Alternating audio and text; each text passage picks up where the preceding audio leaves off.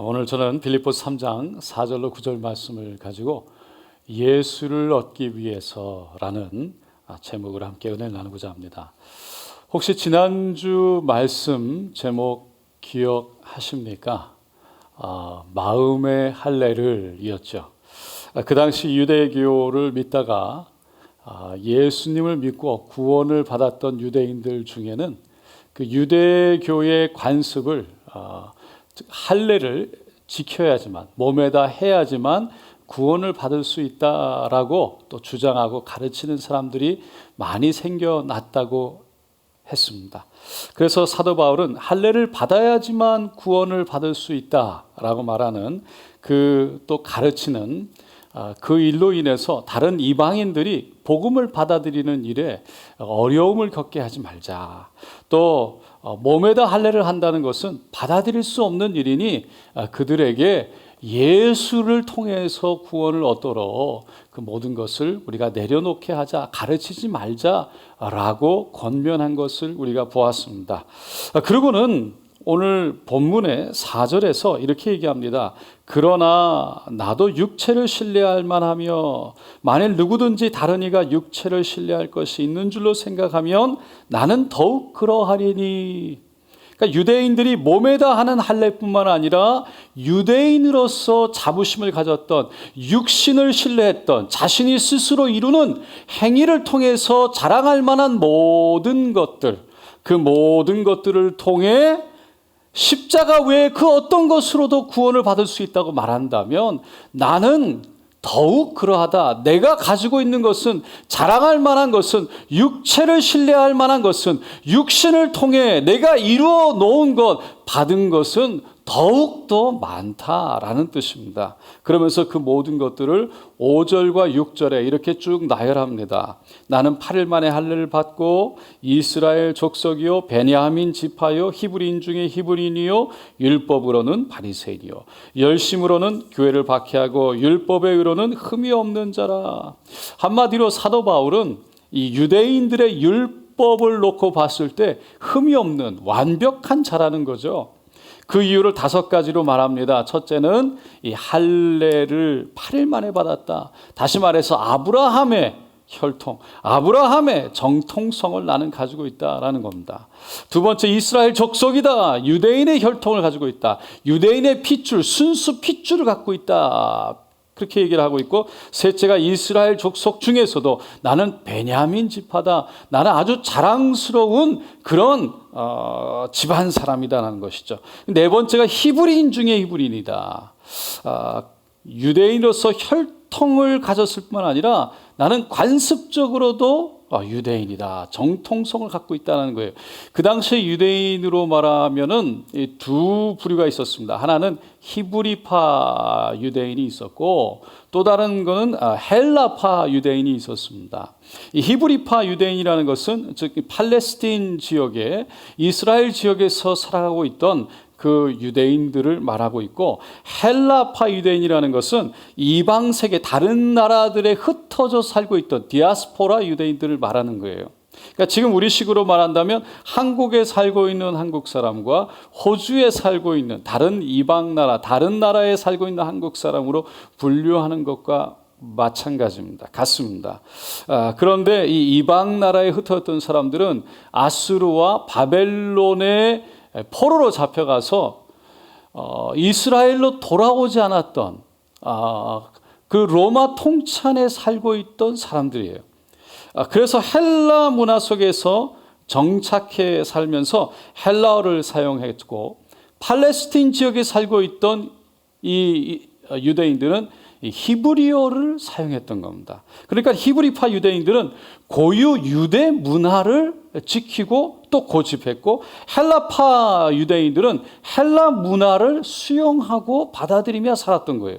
그 당시 로마가 그리스를 무너뜨렸지만 이 그리스 문화, 즉 헬라 문화를 그대로 받아들였습니다. 원래 이 로마의 주요 언어는 라틴어였죠.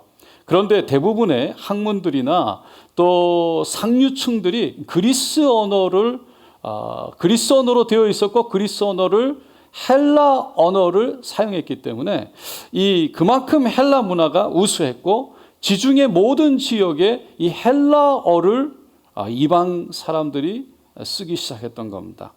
그러다 보니까 헬라파 유대인들이 헬라 언어와 헬라 문화에 동화되어서 살았던 거예요. 그러니까 히브리파 유대인들은 자신들만이 유대인으로서의 정통성과 그 순수성을 그대로 유지하고 있다라고 자랑스럽게 생각하며 살았다는 거죠. 그래서 이 히브리인 중에 히브리인이다라고 사도 바울이 말하는 것은 나는 혈통뿐만 아니라 이 언어와 관습까지도 그대로 지켜온 정통 유대인이다라는 거예요. 그러니까 그만큼 정통 유대인들을 향해서 말하고 있는 것입니다. 다섯 번째로 자신을 율법으로는 바리새인이다라고 그랬습니다.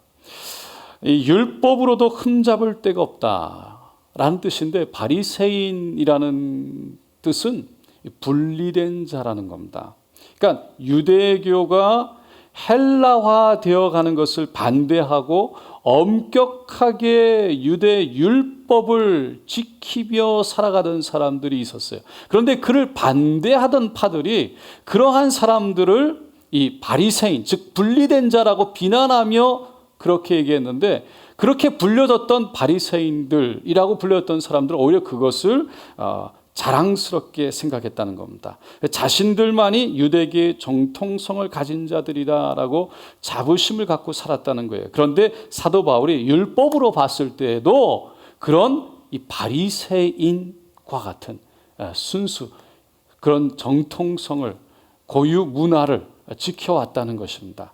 그만큼 유대인으로서 정통성이 있었고 완벽했고 자랑할 것도 내세울 것도 많은, 유대인들이 보기에 흠잡을 데가 없는 그런 사람이라는 거예요. 그런데 그가 오늘 7절로 9절에 유대인들에게 엄청난 고백을 합니다.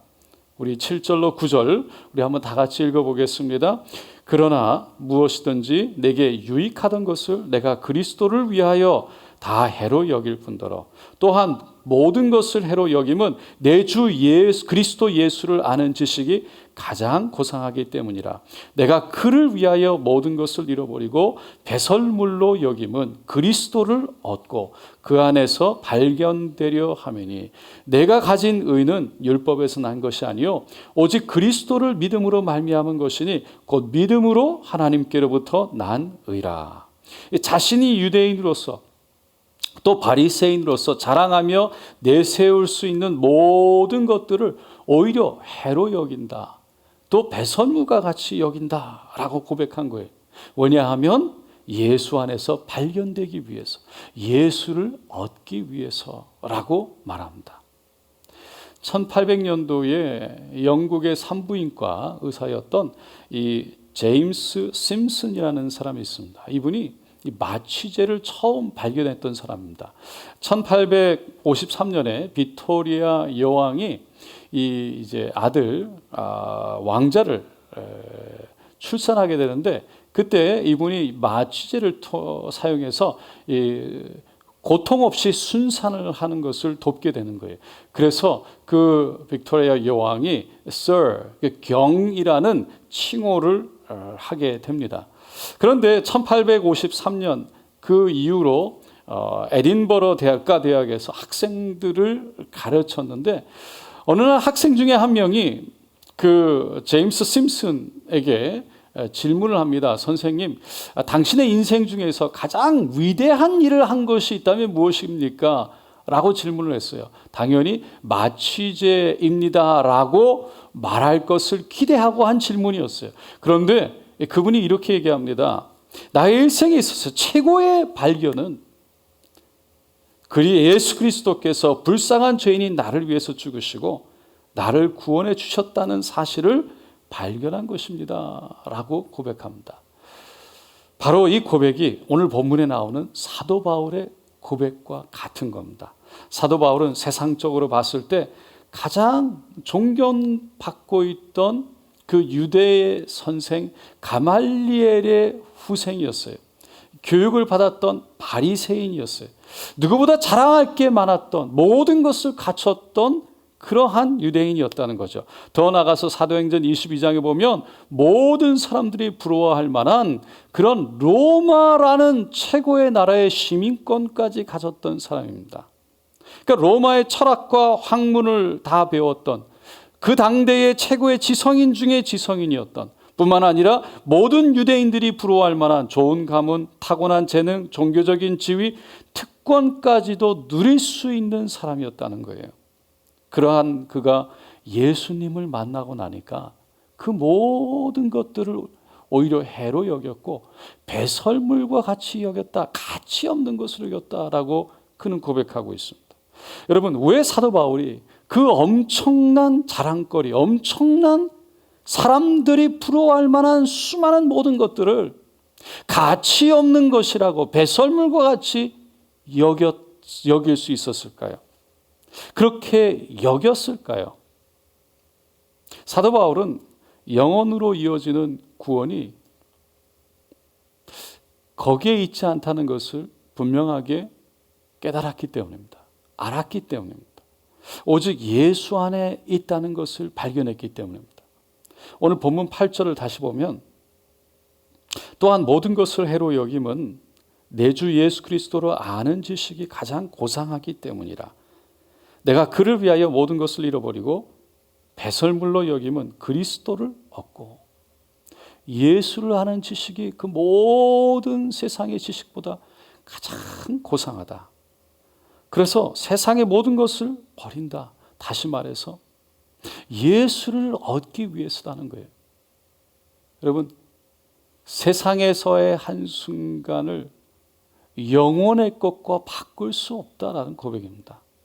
여기서 사도 바울이 그리스도를 안다는 것은 단순히 우리가 생각하는 그냥 지식적으로 아는 것을 의미하는 것이 아닙니다. 이 안다라는 것은 그분을 경험적으로 안다는 거예요. 이 안다라는 단어를 헬라어 원어로 보니까 이 기노스코라고 되어 있습니다. 이는 구약의 창세기 4장 1절에 보니까 아담이 그의 아내 하와와 동침함에, 하와가 임신하여 가인을 낳고, 동침함에를 히브리어로 보면 이 야다라고 되어 있습니다. 이 야다라는 의미는 실제로는 이 경험을 통해서 안다, 경험적으로 안다라는 뜻입니다. 그래서 그만큼 친밀하게 경험을 통해서 안다는 것이죠. 바로 이 기노스코, 헬라어도 같은 의미입니다. 그래서 이 단어가 지식적으로 아는 것이 아니라 경험을 통해서 경험적으로 안다는 거예요. 그만큼 친밀한 관계 속에 안다는 거예요. 사랑하는 성도 여러분, 여러분은 예수님을 아십니까? 예수님을 얼마나 아십니까? 예수님을 어떻게 아십니까? 사실 우리가 교회를 오랫동안 다녔다고, 나왔다고 예수님을 아는 것은 아닙니다. 예수님을 안다는 것은 인격적으로 만나는 경험을 통해서 아는 겁니다. 우리가 호주 수상을 안다고 하죠. 그 호주 수상의 이름은 스콧 모리슨입니다. 스콧 모리슨, 이분은 호주 수상이고 자유당 당수고 제30대 호주 총리가 된 사람이다 라는 것을 우리는 알죠. 그런데 그것을 가지고 우리가 스콧 모리슨을 안다라고는 말할 수 없어요. 우리가 개인적으로 그를 안다고 하려면 최소한 식사 정도는 해야 되고, 시간을 함께 나누고 커피도 한 잔 마시고, 그러면서 정말 그 사람이 어떤 사람인지 서로 대화를 통해서 경험을 했을 때, 경험적으로 그를 알 때, 그를 만났을 때 우리는 그를 안다라고 말할 수 있는 거죠. 마찬가지로 예수님에 대한 이야기, 성경에 대한 이야기, 하나님에 대한 이야기를 매주 듣는 것으로만 내가 그분을 안다라고 말할 수 있는 것은 아니라는 겁니다. 그분을 성령을 통해서 체험을 하고, 그 체험 가운데 그분이 정말 얼마나 좋으신 분인지, 그분이 정말 나를 얼마나 사랑하시는지, 그 십자가가 나에게 어떤 의미가 있는지 마음 깊이 우리가 성령을 통해서 경험하고 인격적으로 만나는 시간이 있어야 우리는 그분을 만났다, 그분을 안다라고 말할 수 있다는 거예요.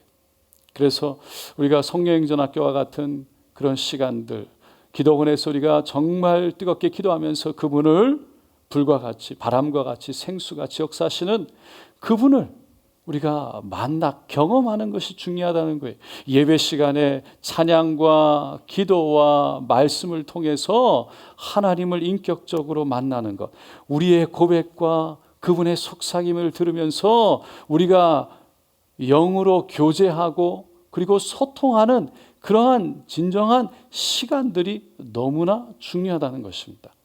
그래서 여러분, 말씀과 찬양과 기도 가운데 정말 하나님을 깊이 인격적으로 경험하지 못하면 우리는 하나님에 대해서 장황하게 우리가 설명하고 그분에 대해서 장황하게 얘기할 수는 있어도 내 개인적으로 경험한, 내 개인적으로 만난 그 하나님에 대해서는 사실은 말할 수가 없는 거죠.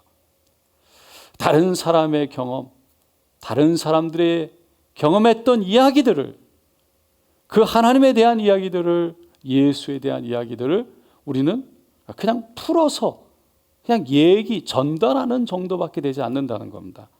이것을 영어로 second hand experience다 라고 말합니다. 다시 말해서 중고 경험이라는 거죠. 남이 한 경험을 내가 그냥 듣고 전달하는 거예요. 마치 내가 중고차를 샀는데 그 차가 새 차일 때 몰아본 경험이 없으면서 중고차를 몰아본 것으로 그 차의 모든 것을 안다고 말하는 것처럼, 그것은 맞지 않는 것처럼, 여러분, 정말 내가 경험하지 않은 것을 말하는 것은 정말 그분을 아는 것이 아니라는 거예요. 여러분은 예수님을 만나고 사실 어떤 변화를 경험하셨습니까? 진정한 여러분의 삶 속에 예수님을 만난 그런 변화를 경험하신 적이 있으십니까?